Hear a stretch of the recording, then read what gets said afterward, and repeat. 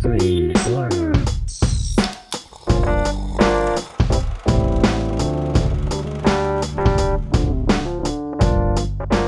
Hello and welcome to Screen Slurps, the movie review podcast where we discuss the good, the bad, and the savage in the world of cinema.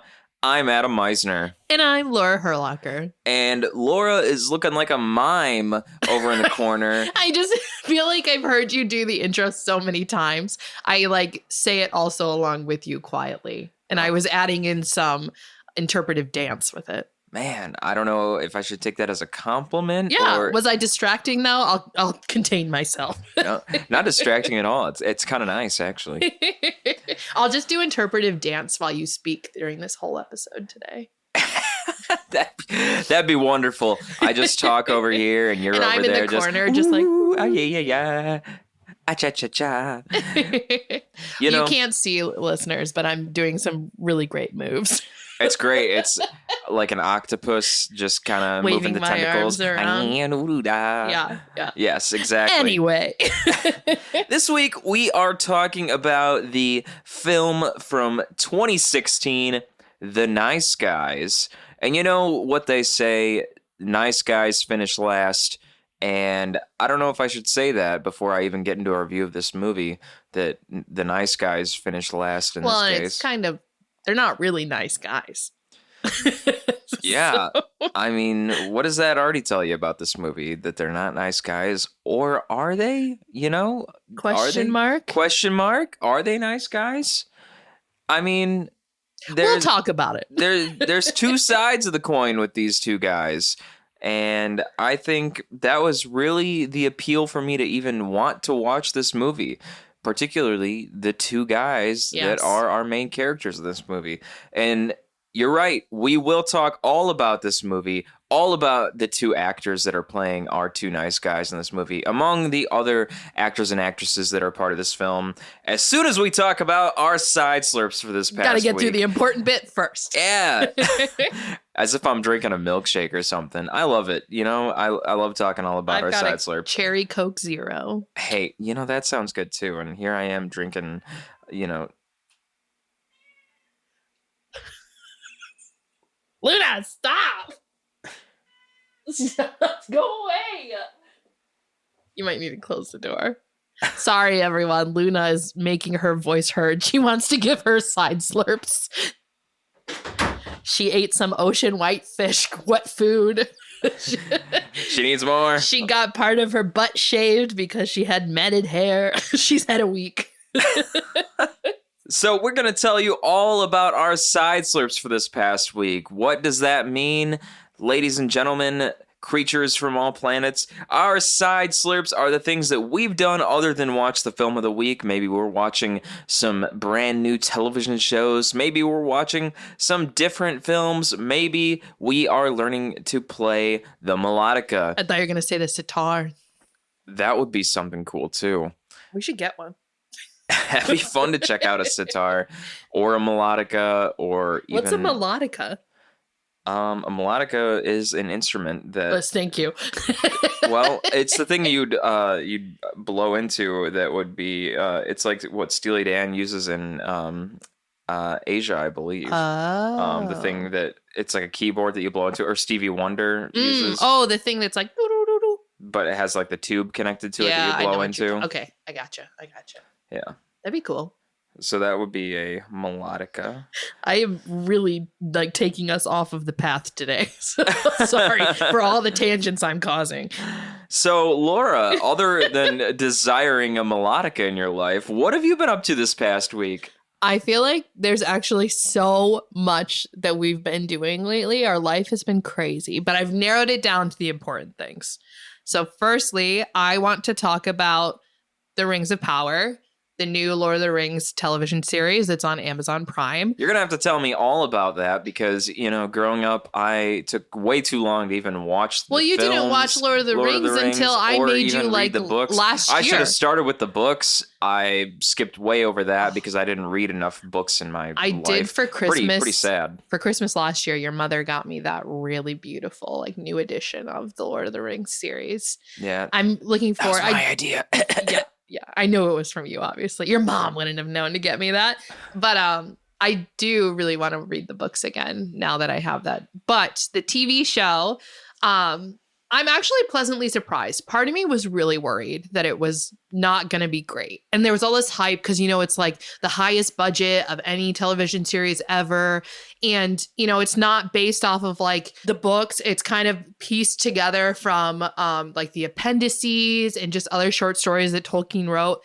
And so part of me was worried that it wasn't going to live up to my expectations. But actually, and I know some people do feel that way. Some people aren't the biggest fan of it, but I actually really like it. I like the style. I like the way it looks. I think the casting is done so well. Like I don't even remember anyone's names, which is horrible. We watched like 4 episodes and I know Galadriel's name and Isildur, and that's all I got. You know, I want to say it is kind of difficult to remember the names. There's just so many names. There's a lot of names, and in any sort of fantasy film, maybe not any, but most fantasy films, they get pretty complicated with those names. Unless it's dude and you name your main character Paul. Like he lives on Arrakis and you have all these like funky names and then the lead character's name is Paul. But otherwise, in Rings of Power, yes, there's a lot of like, I know the names of people that were from the original series, right? Like Galadriel and Elrond. Like I know those people, Sauron, obviously. But some of the new characters they've brought in, I honestly cannot remember their names. But it's a great show. I'm really enjoying it. I love the Harfoots. I love the elf that they have in this series. Not Galadriel, but the gentleman, the black man elf. I love him. I just think the dwarves, they're getting like their kind of time to shine. And very Scottish accents. Yes. But I like it. I like it a lot. I'm enjoying it. So I have one more episode to be caught up. So maybe this afternoon we'll check that out. Other than that, for the spooky movies I've been watching, I've watched like quite a few actually, but I mean main ones. So I watched John Carpenter's Vampires for the very first time. It was all right. I watched the older It film, the one where Tim Curry plays Pennywise. I think that's such a good movie. Tim Curry is he's an amazing actor. He's good in everything. He'll never let you down. Yeah. And I like the new It films as well. The like chapter 1 and 2 with, you know, like Finn Wolfhard and some of the other new big child actors. But the original just has something about it. I think it's like the visuals and like the feeling you get. If like it really feels like it's like the 70s or whatever time period it is. So watch that. I watched Beetlejuice, which is one of my favorites. We're probably going to watch it again because Adam told me last night that he's never seen it or he doesn't remember seeing it. I really don't remember it. Growing up, I was never really a big fan of Tim Burton films. And, you know, that perception may have changed now that I'm much older and I have an appreciation for the art style that Tim Burton's put into his films. See, in my mind, Beetlejuice isn't even a Tim Burton movie. Like, I know it is, but I don't put it in the same category as, like, his other stuff. I focus more on, like, Michael Keaton as It's just, I think growing up, I was never really much of a horror film guy or horror aficionado.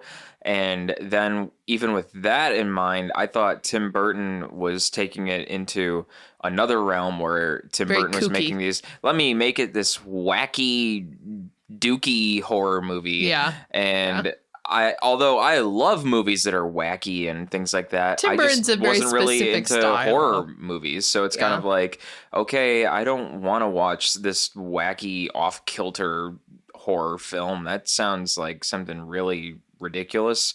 And so I kind of steered away from Tim Burton movies growing up. But now I think I'd have a significantly higher appreciation for what Tim Burton did because I love stop motion animation. I love the creative aspect of even making movies in general.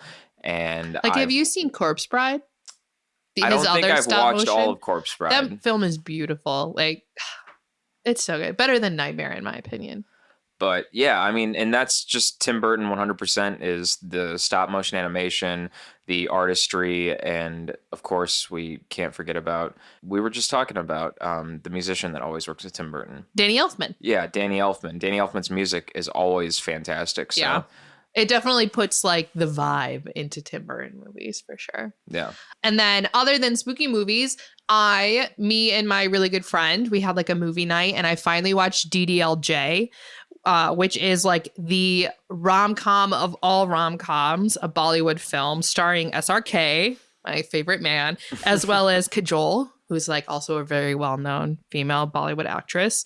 Adam, I think I'll have to force you to watch DDLJ at some point because it just, you know how like we talked about this in the Harry Met Sally episode. I don't like rom-coms. There's something about the conflict that just like upsets me and I can't get over it.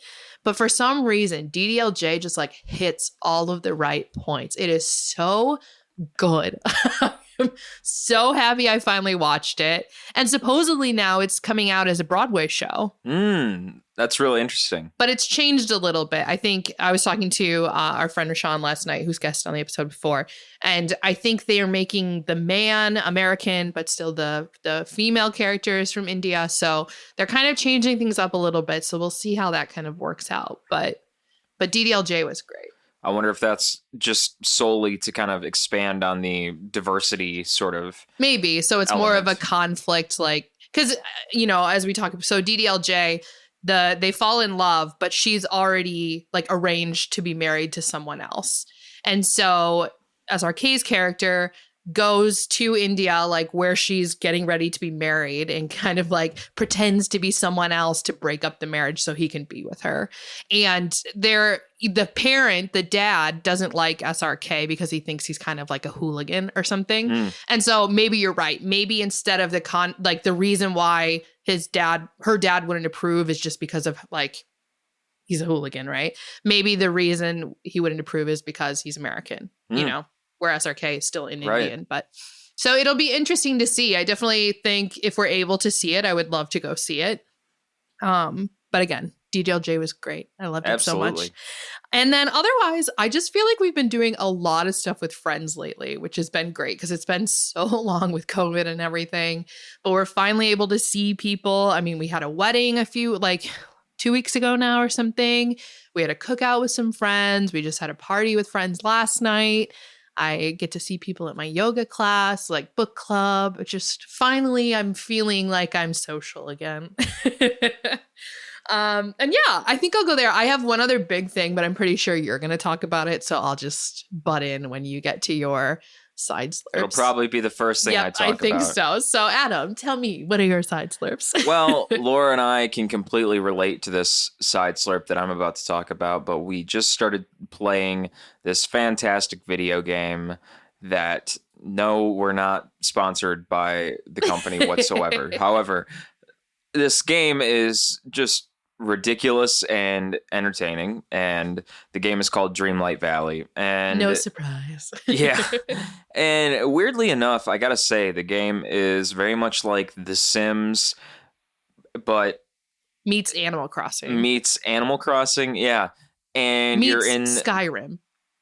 I don't know if I'd go there, like but the quests, all of the quests, I guess. And you're in the land of Disney characters. So you have your own character that you create yourself, and then you end up in this village, Dreamlight Valley, that's being taken over by these tentacle vine things that are evil, the Forgotten. And Merlin is the first person you're talking to, who's telling you, oh yes, they're evil and they're taking over, but we need to clean up the valley. We need to save the valley. We need to save the valley. And then you learn very quickly that you can befriend the villagers that you're talking with, so you can become a better friend with Merlin, and the higher level you become of a friend with him, the more stuff you unlock with him. But then you realize not only can you be friends with Merlin, but you can become friends with Mickey and Scrooge McDuck and all these other people. And Wally. Moana. Yeah. So many characters. And let me just say this up front. Adam and I are not Disney people. Like, we are not Disney adults. Yes, I love Disney films, but we don't obsess over it, like Disney adults do. But that does not take, the game is so good. In my opinion, it's better than Animal Crossing, just like some of the mechanics and the way that it works. And so even though we're not obsessive Disney people, it's so enjoyable to play. And I will say, although Laura says we're not obsessive Disney adults, I do have a tattoo of Wally on my arm. Yeah, But- okay. Yeah, but we don't watch Disney films that often. Right. You know what I mean? We don't like sit and Don't just obsess. we don't go to but- Disney World. You know what I mean? We're not Right. like that. Right. But we enjoy it for what it is. I mean, don't- we love I don't a good, wake up in the morning with my Mickey Mouse ears Yeah, on, like, yeah. but we love a good Disney boy. movie. I mean, we love Up. We love Wall-E. You know, there's a lot of good Disney Yeah. movies. But again, we're not obsessive. I do have to say though, it's a fantastic game to play so far. It's and addicting. And I can't wait to see the kind of improvements they make on the game. The game literally just came out just a couple weeks ago. I think like last week, even maybe something. Not that And long ago. So yeah, it's fresh out the gate, and they're still working on it and still improving upon it. I can't wait to see how they expand on the game. Yeah, I'm looking and- forward to see what other characters come into play. Yeah, and I'm curious to see if they'd make the game multiplayer in any way, or if they would make any kind of multiplayer update or a game that's like it that would be multiplayer. That would be nice. Like if you and I could play together. Yeah. So any kind of like Disney MMO kind of multiplayer interaction game, because they did make Animal Crossing multiplayer. So Yeah. it would be cool to see something like that with this Mhm. game. I wonder if the new Harry Potter like MMO game is going to be multiplayer. I thought that was 'Cause that would be multiplayer, or if it is single player, I'm not sure. I'll have to do more research on We'll that. look it But up. to go off of that, there's another game that I want to talk about briefly that is actually one of the monthly games for PlayStation subscribers, things like that. But the game is available on other consoles as well. It was called, I believe, Toem is how you pronounce it, but Toem is the spelling. And it is summarized as a photography game developed and published by the Swedish independent game studio Something We Made. And I personally think the style of the game is absolutely fantastic to go through, with the look of the characters and the style of the quests as you run through with your character, trying to figure out where to run to next. I mean, it's just this top-down, black and white looking game. You can rotate the camera from different angles, but it's not entirely three-dimensional necessarily. I mean, it is a 3D game, but with a 2D sort of I don't element think I've to even it. watched you play this. Yeah, I mean, it's really cool. I just love the way that it looks like that, and the characters got this very quirky looking look to it. It's just very I just love the art style for that reason, and the fact that it's a photography game. Your character's focus is taking pictures of things, and then also with this game, of course, you're getting these quests from different characters and supporting characters in the game. You talk to them and they'll say, hey, can you go get this for me? Can you go take a picture of this for me? And your main character that you're playing as, of course, is so excited to be taking pictures of stuff. So it's just, I think that's very laughable and entertaining in that fact. So I can't wait to check out a little bit more of that game as well. Yeah. It's just... No, it sounds fun. I'll have to watch you play it. I haven't watched you play it yet. It's always great in my mind when I'm playing a game and it's making me laugh as I play it. So A good indie game can always get you right in the heart. it makes me feel good because I myself enjoy working on games on my computer and developing projects on my computer and working on pixel art that I can put into a game using the Unity software, trying to develop something, putting some background music. And then when I go and play an indie developer's game, then I think, man, like I can sort of relate to this and you just make me happy. Go you. So You make me happy. you make me happy and I'm proud of you. And yeah, other than playing those games, I've just been preparing for some other projects. The main squeeze projects that I've been working on, writing brand new music. I'll be releasing brand new music online that you can listen to on my website, adammeisner.com.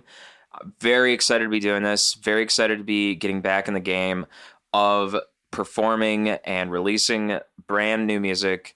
It's been quite some time, everybody, and I am very excited to be getting out the gate again with brand new music pretty much since my last band that was a 9-piece funk band. So I'm very excited to be doing that again. And other than that, I don't Living know. life. Yeah, living. Laura and I are living the life and staying busy preparing for our wedding. Yeah, next wedding April. planning is starting to really take off since we're about 6 months out. So, Yeah. dun, So, dun, dun. and that is a big project in itself. So, with that being said, Let's talk about the movie. I think it's time to talk about some nice guys, other than myself. I had to put that in there. Okay, this week's film, The Nice Guys, released May 11th, 2016 in the United States, and I would safely assume everywhere else.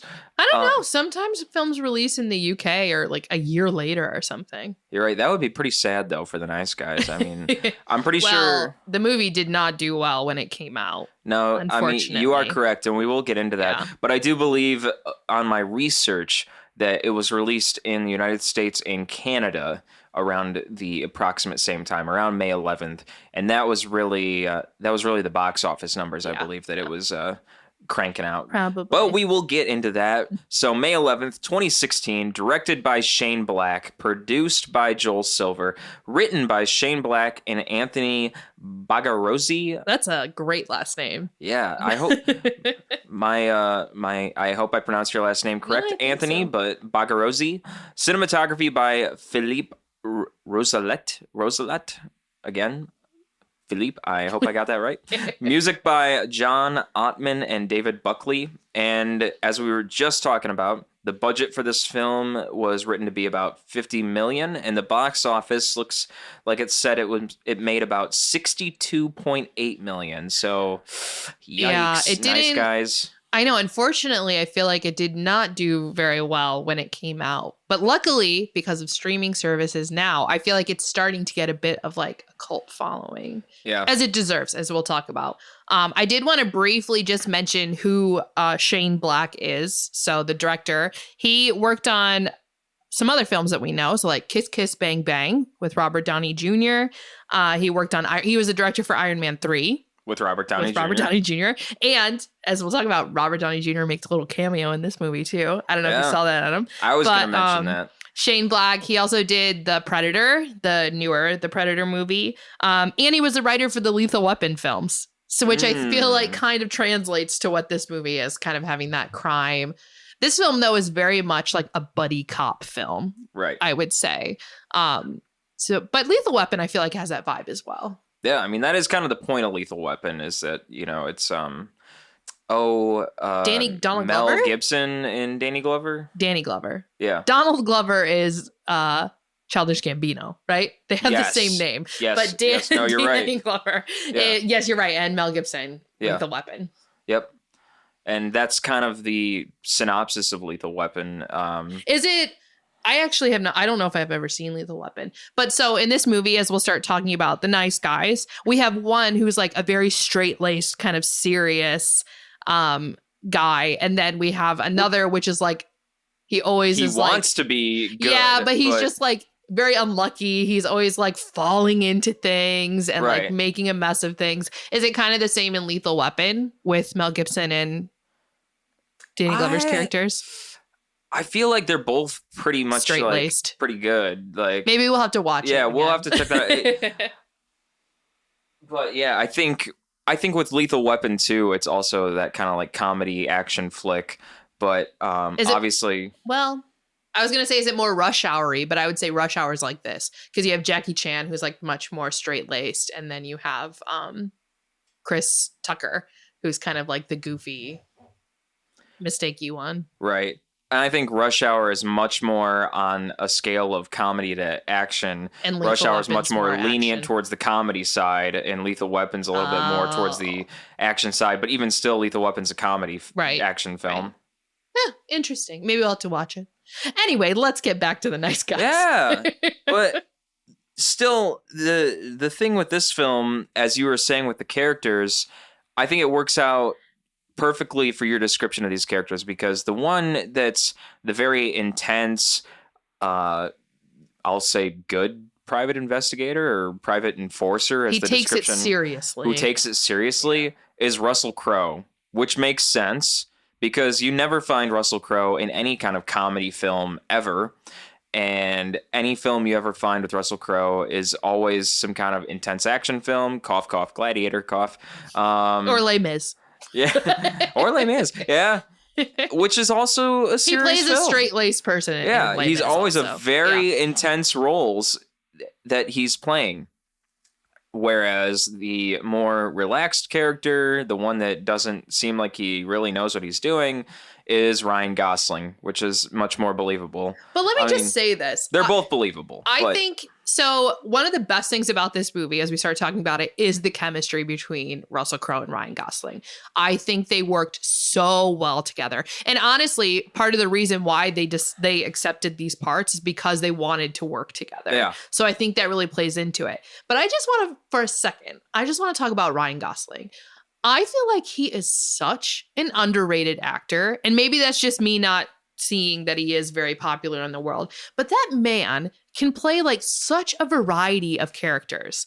Like, look at this film where he's very like, he's not goofy. He's just like a mess up. You know what I mean? And kind of things just happen to him. But then you have like Drive, where he's like very serious in that one. You have La La Land. You have Crazy Stupid Love. Like he can play such a wide variety of characters. And I think that's just a testament to how good of an actor he really is. Yeah, I mean, anytime I think of Ryan Gosling, the first movies that I really think of is La La Land and Drive. Yeah. Or even the movie that we just reviewed, The Gray Man. Right. He's in that one too. We didn't exactly like that think movie, that was nothing the against best thing Ryan ever. Gosling in that movie. But even still, I mean, I personally very much enjoy Drive because it was really more of an indie film when it came out.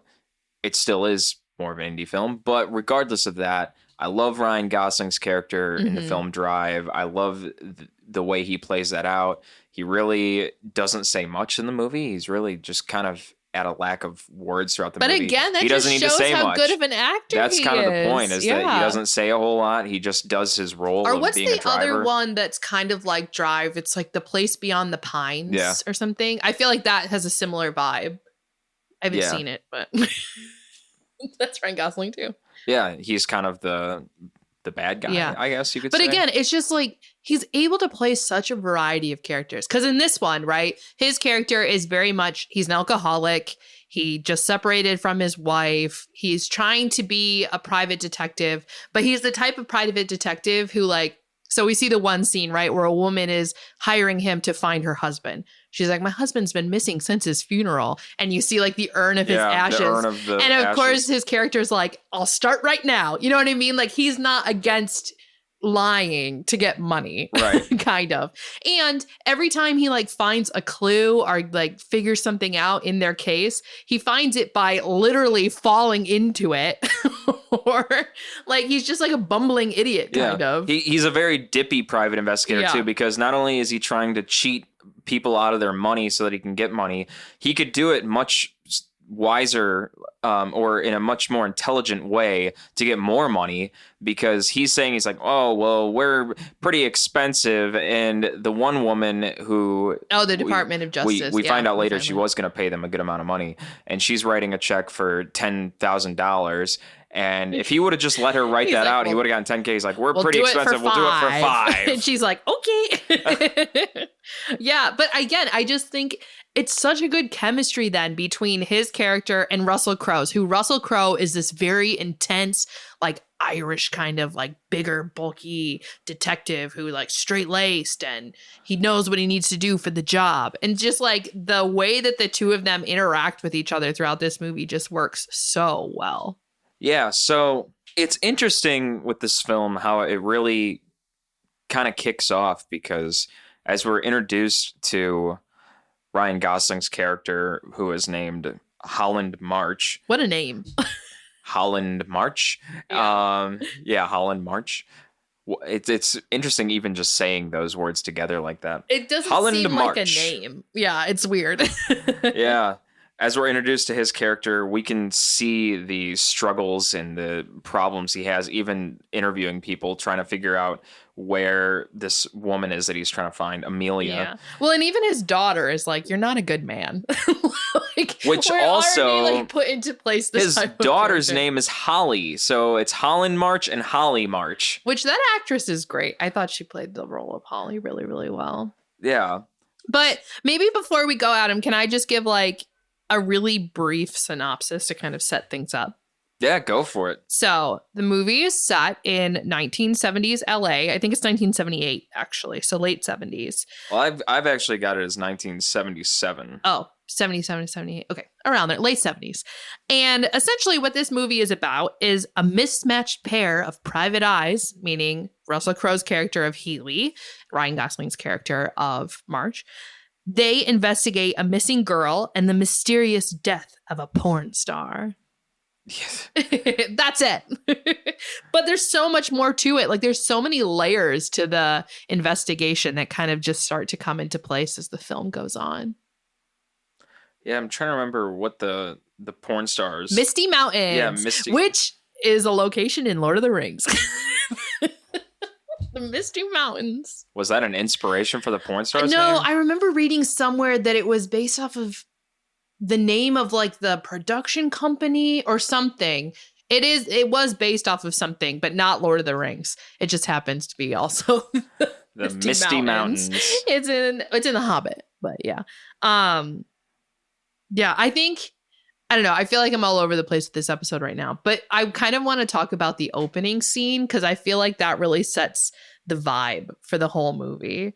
So we see this kid. He sneaks into his parents' bedroom at night to steal the dirty mag from under the bed. Of Misty Mountains. Yeah, and we open it up to the centerfold and we see Misty Mountains. And you're like, all right, it's this little kid stealing his dad's dirty magazines, whatever. And then suddenly a car like plows through their house and crashes in the backyard. And lo and behold, like who was in the car? Misty Mountains. Misty Mountains.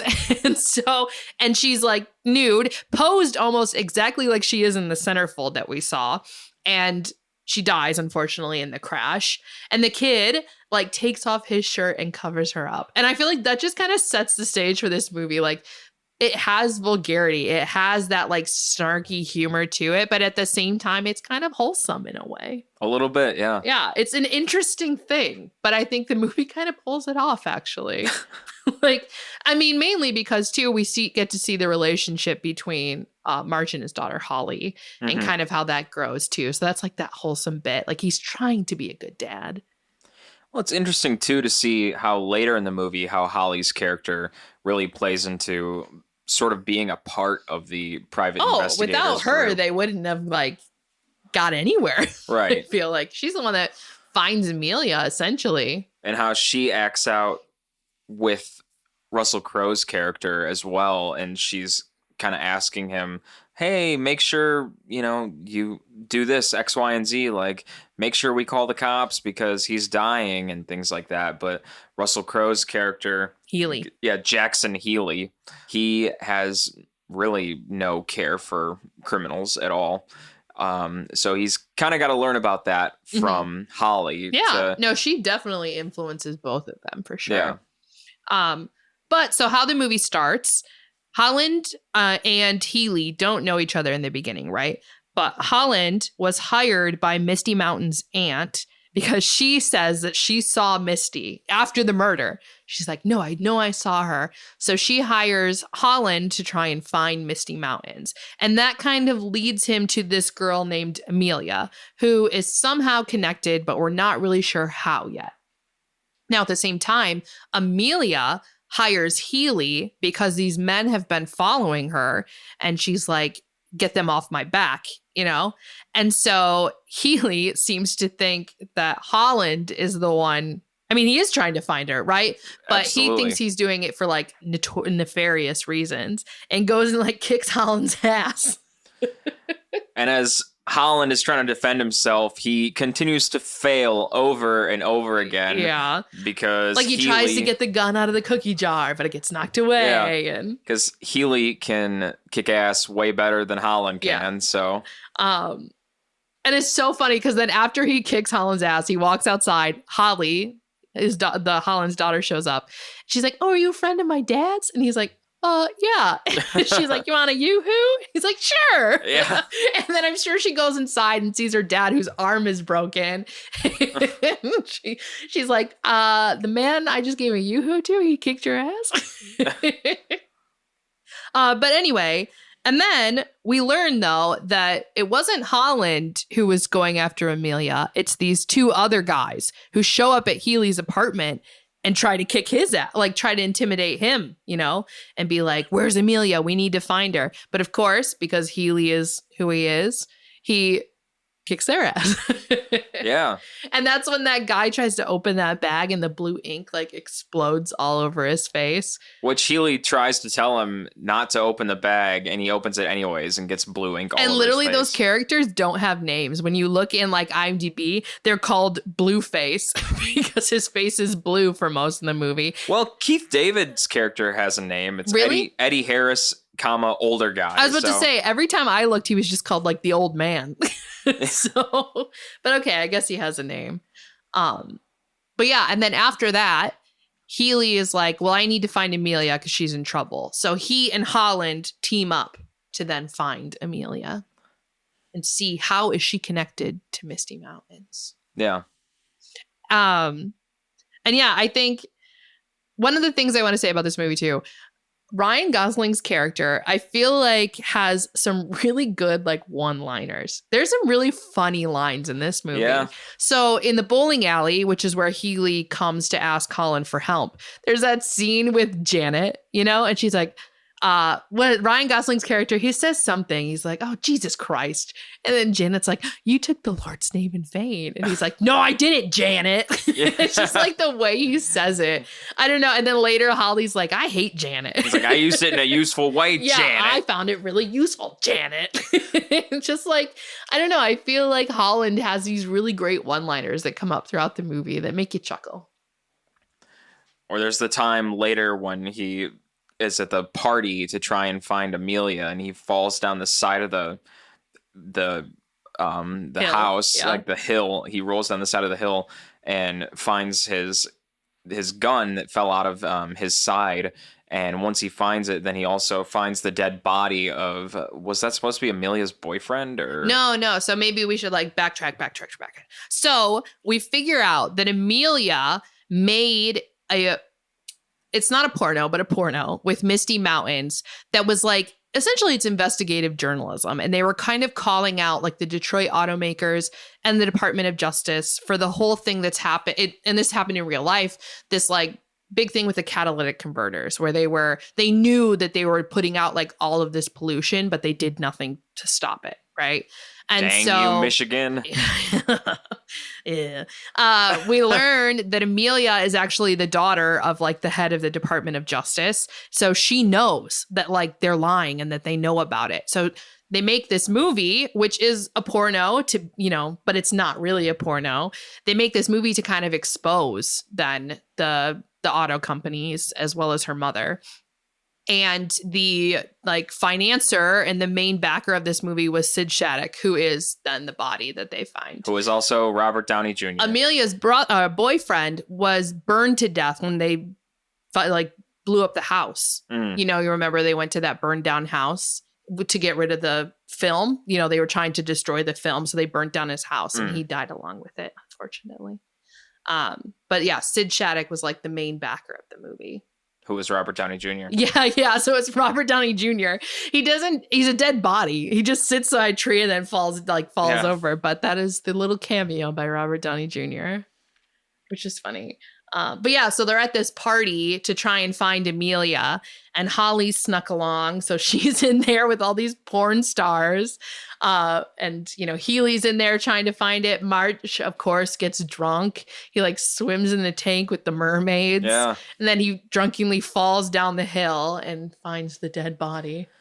Now, this is another scene that I thought was actually very funny in the film when they discover this dead body, which, in any other film, it wouldn't be necessarily a funny scene that they're finding a dead body. But of course, with this film, they play it up like, well, we got to get rid of this body or they're going to accuse us of, killing this guy. And so what do? Is they drag it over to the side and Chuck they it over a decide, wall. well, we got to just get rid of it. So let's chuck it over this wall. And as soon as they do that, the body falls on a table in like front a of dinner everybody. party. Yeah, a dinner party. Yeah. But even when Holland finds the body, right? So he's sitting against a tree and he's like lighting a match and we see the dead body sitting next to him. And then he finally notices it. And like, I feel like if it was a different action film, the hero, right, would be like calm and collected and he'd just be like, a dead body, whatever. Right. But instead, Holland, he can't breathe. He can't talk. Like, yeah. And he's like trying to yell to Healy, but he's like, he's like freaking out over this dead body, which again, it just like the acting was so good in this movie. And that's then when we get that scene, as you were talking about earlier, where the blue-faced man gets hit by a car and Holly's trying to be like, we need to help him. But Healy is like, no, I'm going to kill him.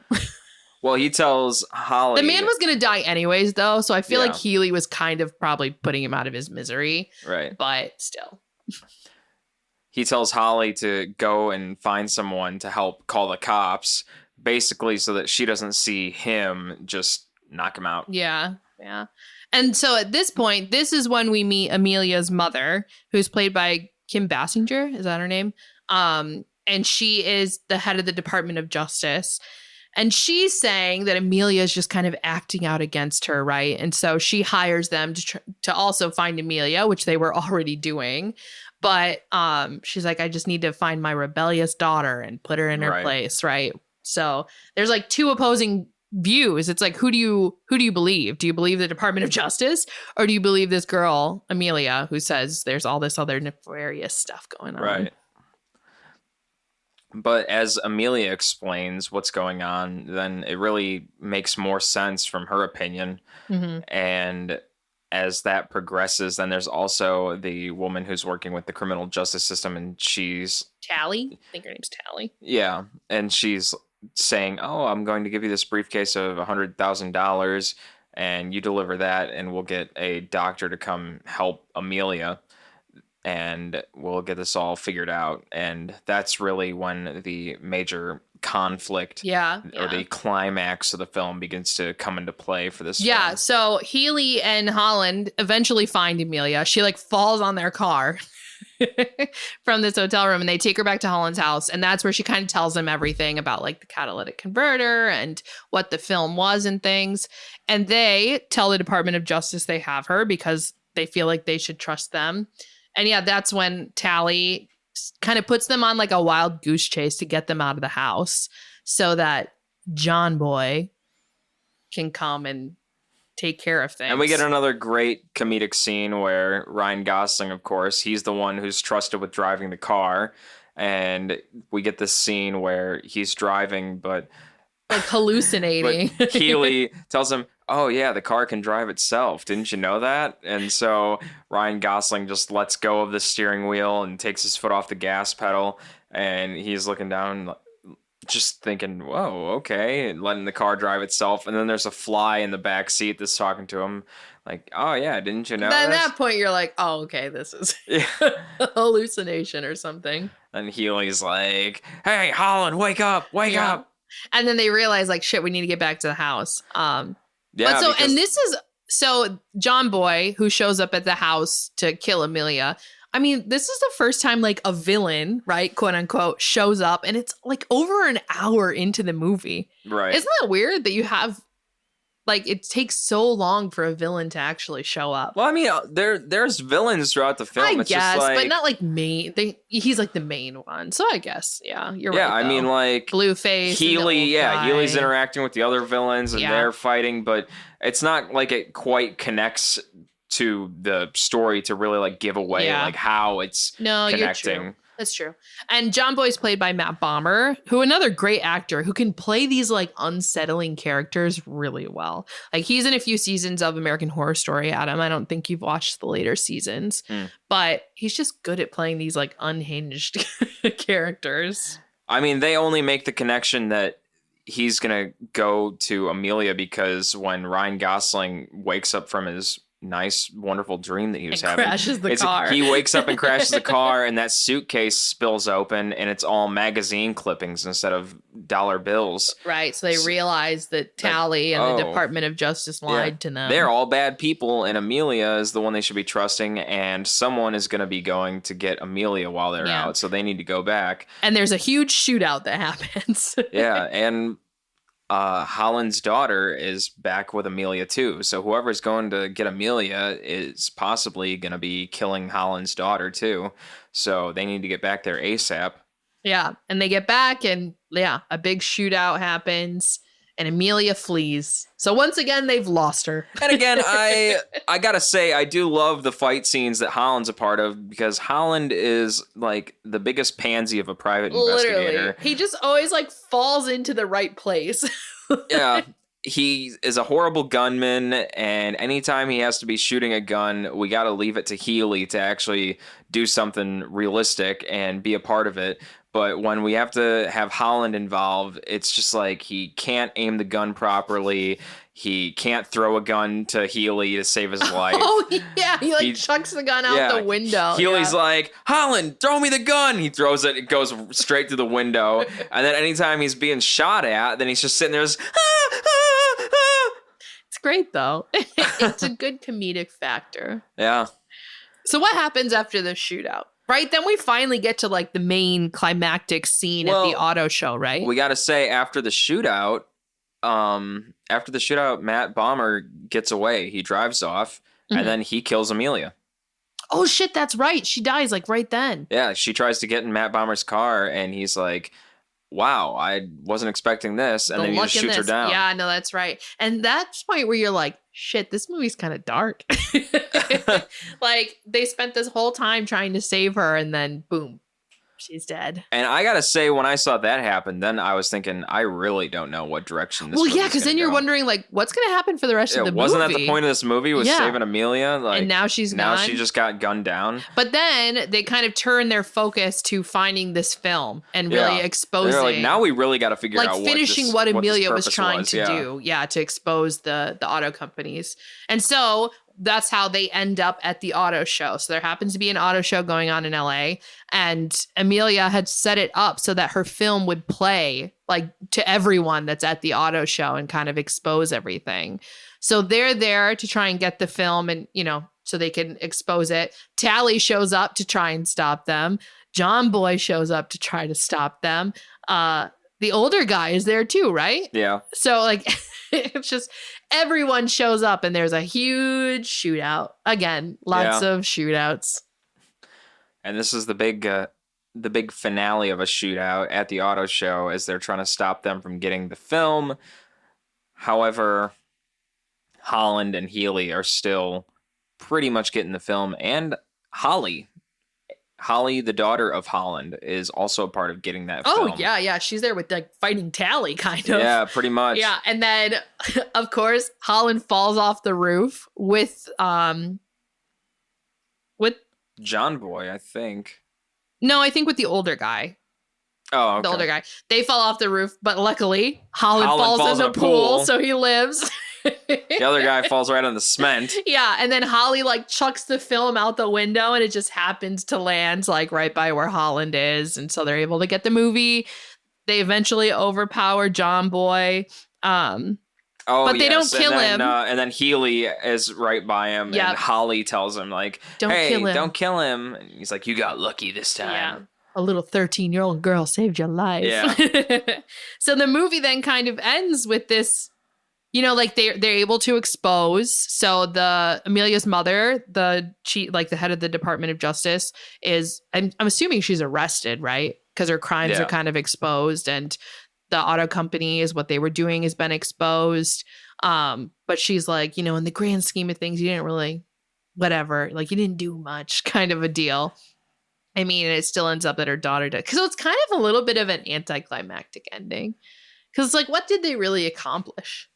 Yeah, they pretty much just got her arrested. And I think back to that, and it's kind of like, it's your fault that your daughter got murdered and there was this huge gun out at the auto show. all of these people's lives were in danger, and we think about this and it's just kind of like they're just putting you in jail. Yeah.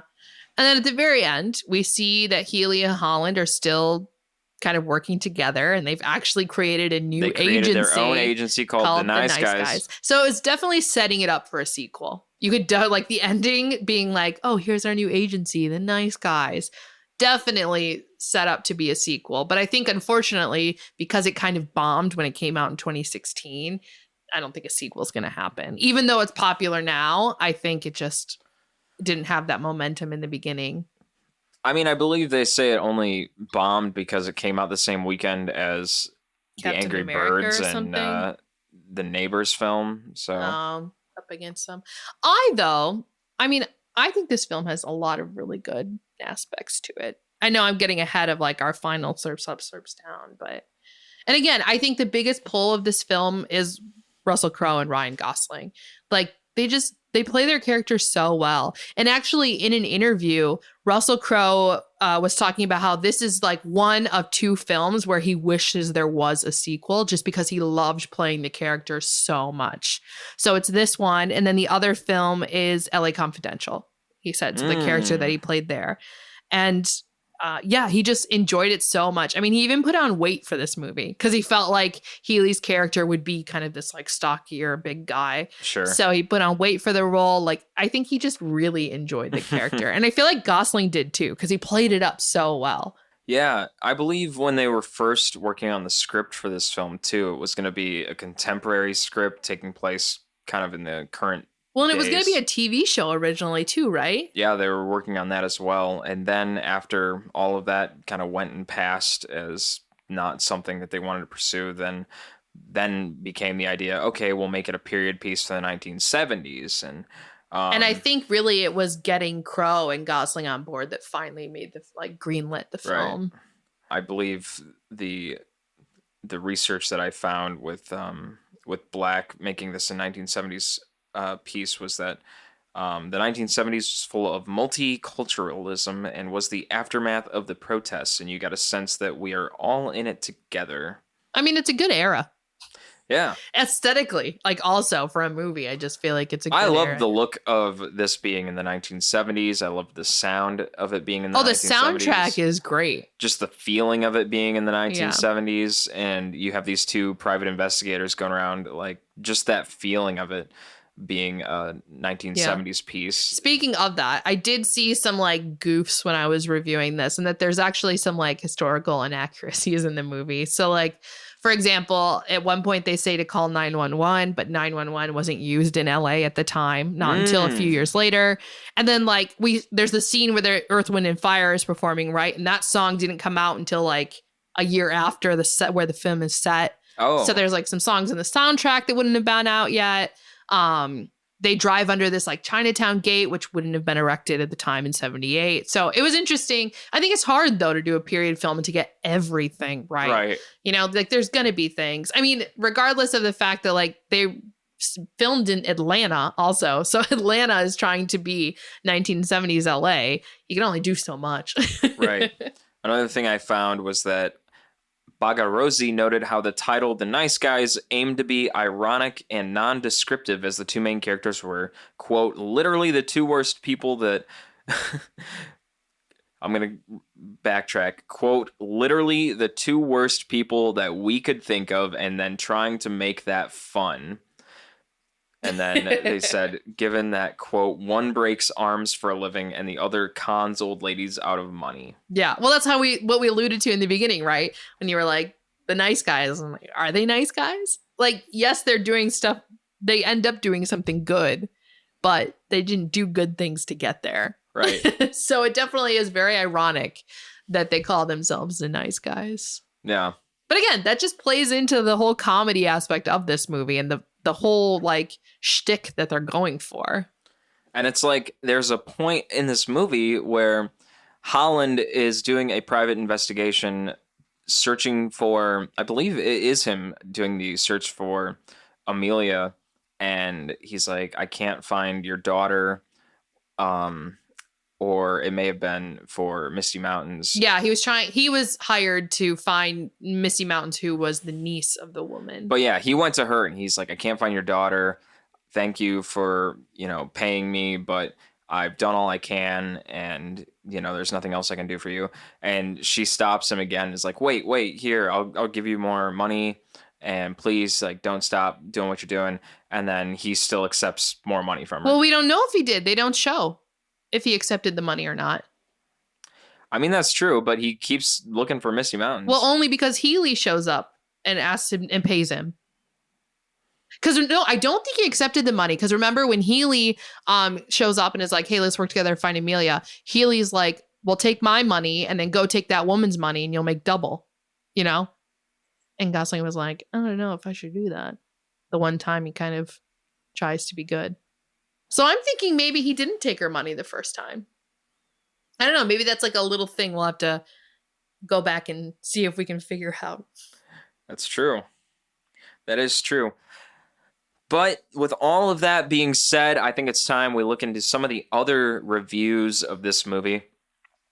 Roger Ebert review, 3 stars. Which is pretty good for Roger Ebert, I'd say. Yeah, from Brian Tallarico for Roger Ebert. 3-star review out of 4. Mm-hmm. And I feel like really that review, as we've talked about, it's saying just how good like the duo is of Crowe and Gosling. And that's really what makes this movie. Absolutely. And one of the quotes I want to pull from Brian Tallarico's review for Roger Ebert was that, quote, he's referring to Ryan Gosling's performance in this film, but he says, quote, he doesn't respond in the typically nonchalant movie star way. He's referring to his reaction in the scene when he finds sees Sid Shannon's body. Yeah. Yeah.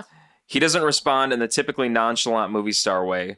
No, he digs much deeper into the comedy movie bag of tricks and pulls out, of all things, a Lou Costello impression, that wonderful silent scream the actor would do when he saw something like The Wolf Man. Is that why you were watching Abbott and Costello earlier? Yeah, I was watching Abbott and Costello earlier that because makes sense. I was wondering why you were that. watching an Abbott and Costello clip. And he's not the only one that mentions Ryan Gosling's performance being like Lou Costello. Oh yeah, I saw it come up in Leonard a lot Maltin, of reviews. The famous film critic, also mentioned that Ryan Gosling's performance was like Lou Costello. So he mentioned in his review, I don't have a quote here necessarily, but if you do look up Leonard Maltin's review of The Nice Guys, he does mention in his review of this film that the film in itself is reminiscent of Lou Costello from the days of Abbott and Costello. We should watch an Abbott and Costello movie. Yeah, I think it's very interesting that people are referring to the film as a whole or Ryan Gosling's performance to being like Lou Costello. And it's getting me really thinking now that I have to look at The Nice Guys and be like, this is like Abbott and Costello. And I need to look at Abbott and Costello now and then look at The Nice Guys and be like, wow, this is really like that classic of a performance. Yeah. So, and I think too, so I have a quote from, the other review site that we always talk about, Rotten Tomatoes. There it has a 91% critic score and a 79% audience score, which I think are both high for the type of movie that this is. And I pulled one of the reviews because I just felt like it really encapsulated like how I feel about this movie too. So it says, The Nice Guys is a jubilant, gritty, and guilt-free lark. As a critic, it's so satisfying to see a film that serves as both strong filmmaking and popcorn munching entertainment. So, the fact that it's like, it's just this enjoyable kind of film, but at the same time, like it has like great cinematography and setting and acting. So it's like a combination of both things. Yeah, I gotta say, I think the film really brings together this great appeal in terms of production design with that 1970s period piece appeal to it. Mm-hmm. And then you've also got, again, the partnership between Ryan Gosling and Russell Crowe to give you these two distinct characters. One who is trying to give you that great private investigator wit, but constantly not quite hitting the mark. And the other one that's trying to give you the private investigator enforcement to defeat all of the baddies and never quite giving you any sort of empathy or niceness. Honestly, I'm kind of upset that there's not a sequel. Or I do feel like these characters would play really well in a TV series. Like just a quirky kind of buddy cop show, kind of in the vein of like Brooklyn Nine-Nine, but a little more snarky, I would say. You know, I feel like it would be a good TV show. And actually, I think I saw a rumor that there was the idea of doing a Nice Girls, like, that'd be interesting. So taking the characters, but obviously make female and kind of following the same vibe. I feel like it would do well. I think it would transpose to television very well. Yeah, that'd be interesting. That'd be really interesting to see something like that. Definitely a different twist, or if they put it into a different era of time. If it wasn't the 1970s, if it was the 80s or the 90s, or the 90s. Can you even imagine? if it was contemporary? I can only imagine. Sorry, song instantly popped into my head. With that being said, that takes us to our Slurps Up or Slurps Down section. Slurps Up meaning we recommend the movie. We think it was great and we would recommend that you check it out. And Slurps Down meaning we do not recommend the movie. We don't think you should watch it, and we think that the movie should go into the garbage. Laura, Slurps Up or Slurps Down? I think it's no surprise from how I've talked this whole episode, but definitely a Slurps Up from me. I mean, is this film Oscar worthy? Absolutely not. But does it have great acting? Does it have funny writing? It has great aesthetic to it. And it's just, I mean, it's a good romp. That's like how I like to describe movies now. It's a good romp. It's an enjoyable film to watch. So I would say definitely Slurps Up, if only to see the chemistry between Russell Crowe and Ryan Gosling. I think that's a great way of laying things down. And for me, I have to say it is a Slurps Up for me on this one, simply for the rapport between Ryan Gosling and Russell Crowe. And the fact of seeing Russell Crowe in a character role that is like this in itself, I think that's just something worth seeing for a change, instead of only seeing Russell Crowe in a nonstop action film with absolutely no comedic elements behind it. Let him and Ryan Gosling throw some strange comedy your way with some criminal investigation to tag along with it, and Misty Mountains to keep you gazing all the way. Just something different. Something different along with it. Some 1970s thematic elements to keep it driving along. I gotta say, it is a Slurps Up for me. And that wraps it up for this episode of Screen Slurps. Be sure to follow us on social media at Screen Slurps on Instagram, Twitter, Facebook, and TikTok. And be sure to listen to us on Spotify, Ghana, or any other podcast streaming service out there. And if you enjoy what you hear, slide on over to Apple Podcasts and give us a 5-star rating. It will help us a lot. And if there's any crazy movies that you want to hear about, please let us know. Leave a comment on one of our social media pages, and trust me when I say we will be sure to talk about it. So closing out, I'm Adam Meisner. And I'm Laura Herlocker. Slurps Up, and we will catch you later. Later.